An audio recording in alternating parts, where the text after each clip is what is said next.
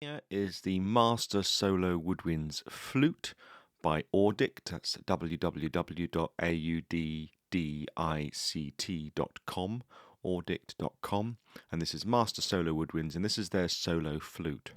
Recently, Auddict announced that they had revolutionized the way that legato samples were done on their instruments, and they have changed the algorithms and the scripting they use to do the legato phrasing, which enables really fast legato runs and arpeggios to take place, and obviously manual trills and other things that allow this legato phrasing to sound natural.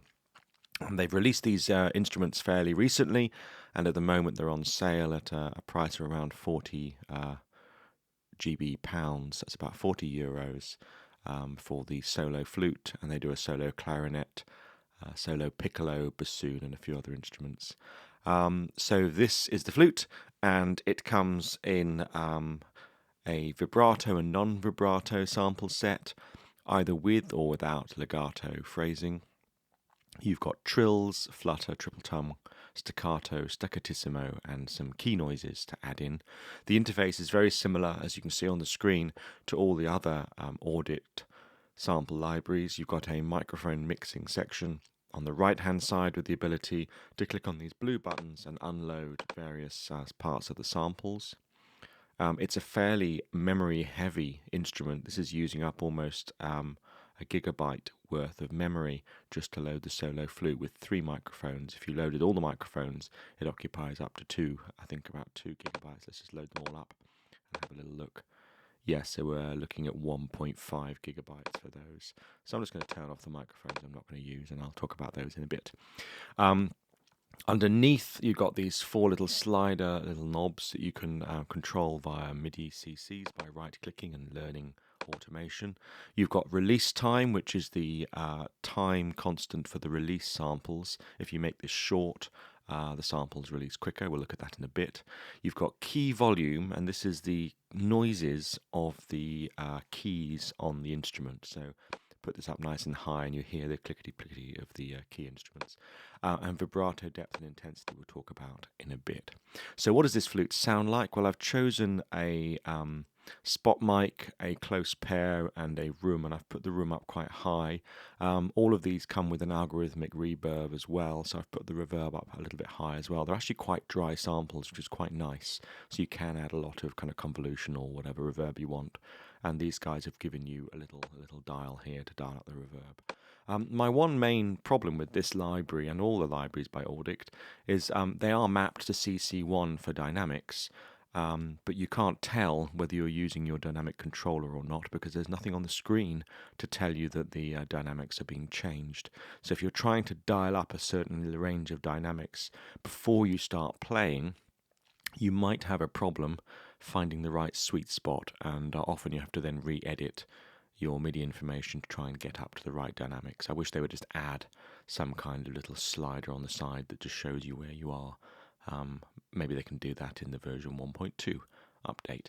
So this is legato natural vibrato on the flute. I'll start at very low dynamics, play a little phrase, and then move up towards the higher end of dynamics.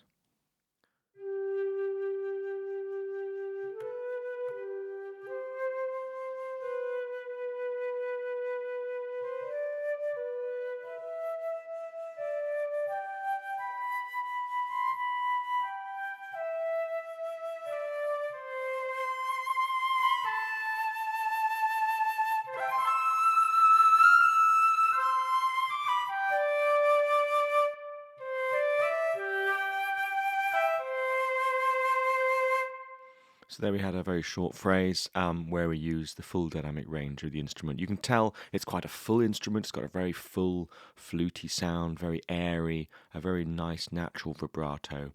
And you could hear the legato phrasing there was quite good on the slow passages. It sounds nice and natural. If you just overlap your keys like you would do playing any other legato instrument, it does sound very good. And even if you forget to overlap and just play as if you're a pianist, the legato is pretty good.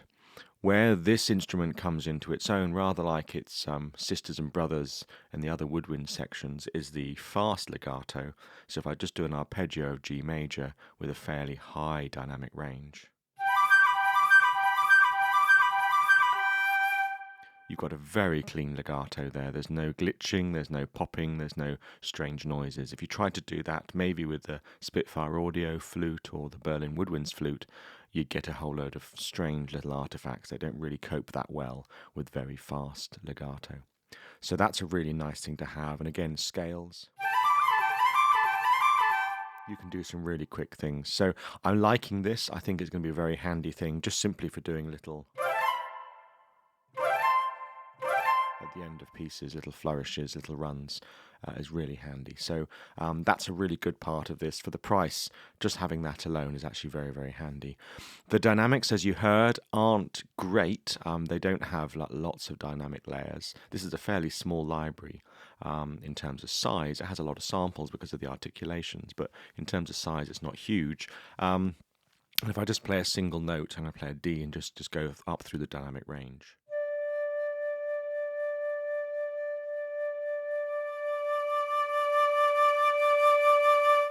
So to me, that is probably only 2, maybe 3 different dynamic ranges in there, and it's selecting from each one and then fading between the 3 of them. So mid-phrase, it may sound a little odd if you're using that on a single note. What's also notable is you can't switch from vibrato to non-vibrato or from non-vibrato back to vibrato by just sliding a mod lever or doing something like that. You have to switch articulation. So that was the natural vibrato. And now if I switch by using the C# key down the bottom or clicking on the GUI on the screen, you can switch to legato non-vibrato. So this is the legato, same scripting, using non-vibrato samples.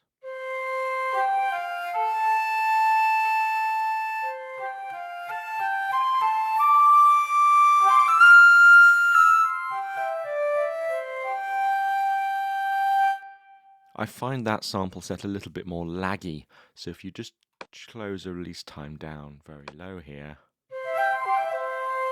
it seems to respond a lot better. If you put the release time up really high,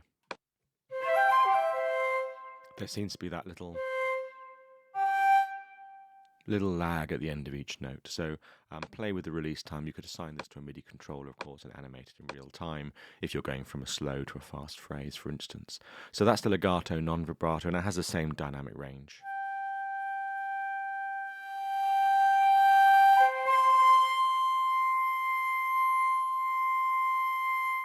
Again, it's got a really nice breathy sound. This would fit very well in a mix of a chamber orchestra or a symphony orchestra, so I'm very happy with that. You then got the polyphonics, the vibrato and the non-vibrato, and they do exactly what they say on the tin. You can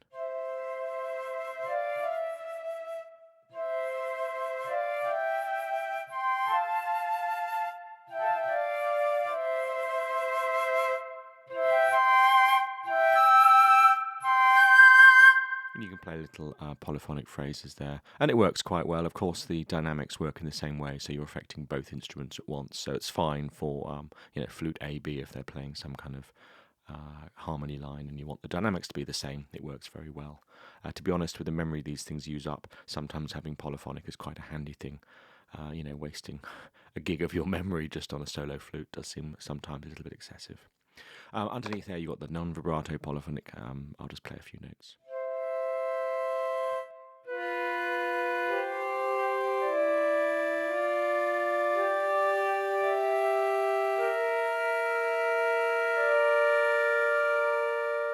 Again, non-vibrato has its place in certain styles of music. Obviously, it's not the kind of flute we're used to hearing. When we're used to hearing solo flutes, we like to hear that lovely vibrato. So that's the polyphonic non-vibrato. Then you've got the trills. The trills are really quite clever. The trills aren't just your standard major or minor trills. It doesn't just do a major or minor trill as you'd expect to hear from some of the other libraries. This has a scripting engine in it, rather like the scripting engine I think that Berlin Woodwinds use to do their trills, in that you can hit one note and nothing happens. I'm just hitting a G and nothing happens. If I hit a G and then closely followed by the G I hit, let's say a B flat, it should do a trill. It's not doing a trill. That's interesting.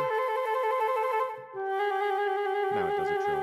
It took a while to get the trill engine to work, but what it's doing now is it's doing the trill at the interval at which I'm pressing. So if I press G and then B flat, it does a minor third trill. If I press a C and an F, it does a C to F trill and C to G.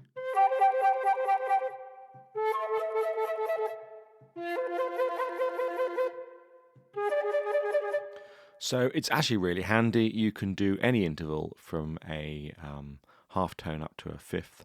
So that's actually really handy. So for doing really kind of musical trills, you can use that. Obviously, it's an articulation you'll need to switch to just in time to do your trills and then switch out of it again to go back to your legato or from your sustains. The one thing the trills don't respond to is the dynamics, which is a little bit frustrating. So my dynamics are on full whack now. If I play a trill, you wouldn't know it, but I was pulling back on the dynamics during that one and nothing changed. So you have no control over the dynamics of the trills, which is a little bit frustrating because sometimes it's nice to use that. So the flutter, lovely sound, the flutter. Fluttered flutes are just beautiful. Very handy. It's a polyphonic, not a solo, so it's not a legato phrasing, it's just a polyphonic flutter. And again, this doesn't respond to the dynamic control, so it doesn't matter where your foot pedal or your slider is, they won't respond in that respect. And obviously they're not velocity responsive either. So that's the flutter. Now we move on to the shorts, which is triple tongue, staccato and staccatissimo. The triple tongue is exactly what it says on the tin. It goes ba-ba-ba, so...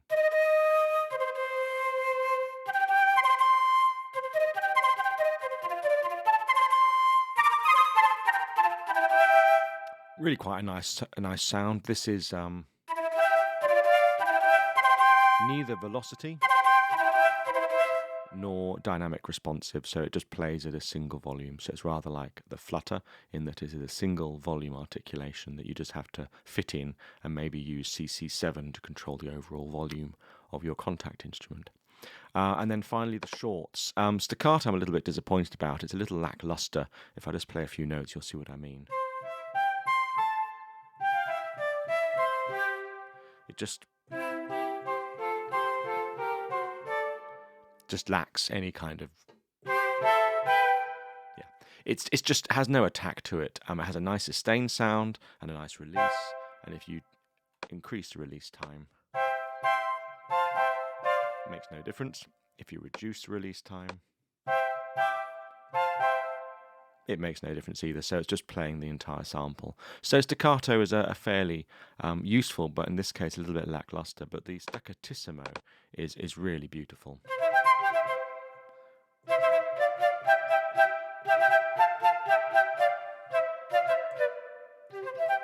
A really nice sound across the entire range of the flute. So I really like the staccatissimo. Again, it's velocity sensitive.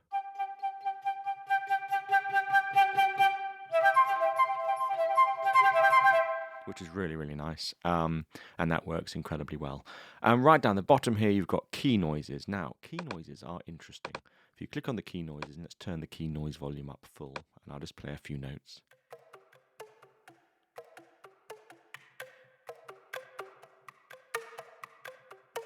So that is just the noises of the little key tops hitting the flute body.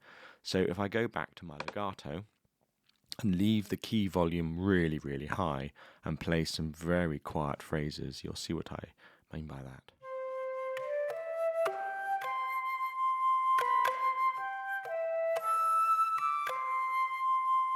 So key volume is clearly in excess of where it should be right now. But if I dial that down to a level that seems about right,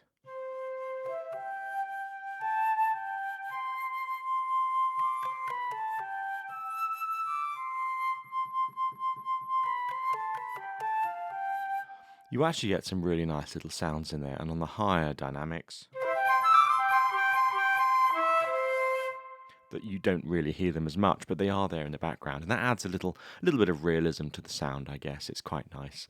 You'll also notice there are some breaths coming in here. I don't know if you heard any there, but every so often when you play a little melody, at the end of your melody, you kind of hear the flautist take a little breath in. That's actually quite nice as well. A lot of the other sample libraries do that and just kind of put in little random breaths, which makes it sound a little bit more realistic in the context of a solo library. So those are the articulations. You'll notice I haven't mentioned the vibrato depth and the vibrato intensity. I'm just going to do one very quick thing by choosing legato with no vibrato and dialing up these two and just playing a note.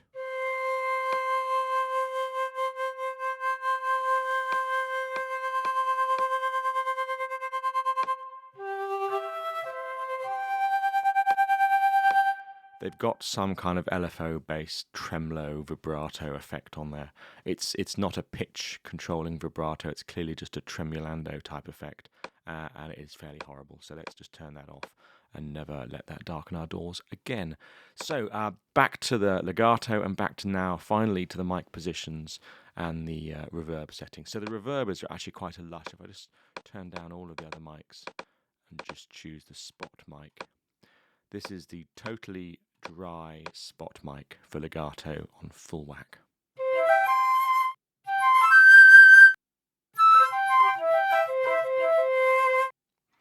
So it's dry as a bone. Even if I turn the release time up, you get a tiny reverb trail on the release time there, but really these are as dry as you want them, which is fantastic. So you can add your own algorithmic or convolution reverb. But to save you the time, they've given you some reverb, so let's just whack that up quite nice and high.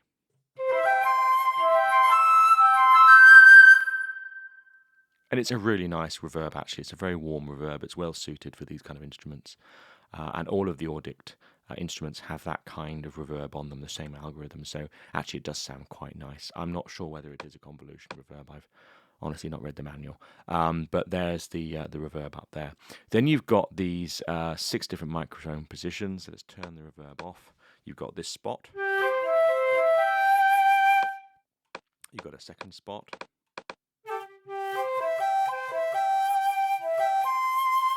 Which is a slightly drier spot. You've then got a ribbon mic spot.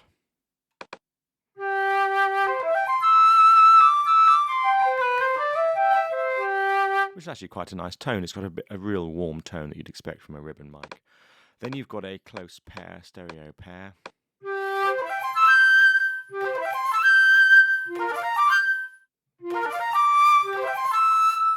You can hear the stereo nature of that. It's got a lot of air to it. So if you mix the close pair with a spot, for instance, you get the monophonic central panning of the spot plus some stereo of the mixed pair there, which is really nice. Beyond there, you've then got the stage position.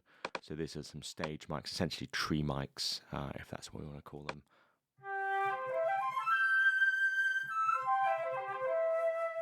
Again, a lot more air there, which is really nice. And then finally, you've got the room position, which again gives you even more ambience.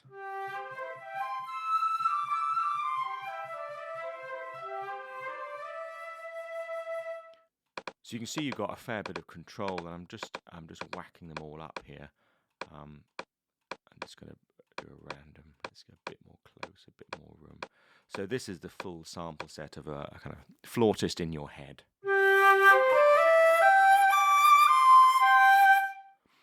Add a bit of reverb to that, and actually you've got a very powerful instrument for doing solo lines.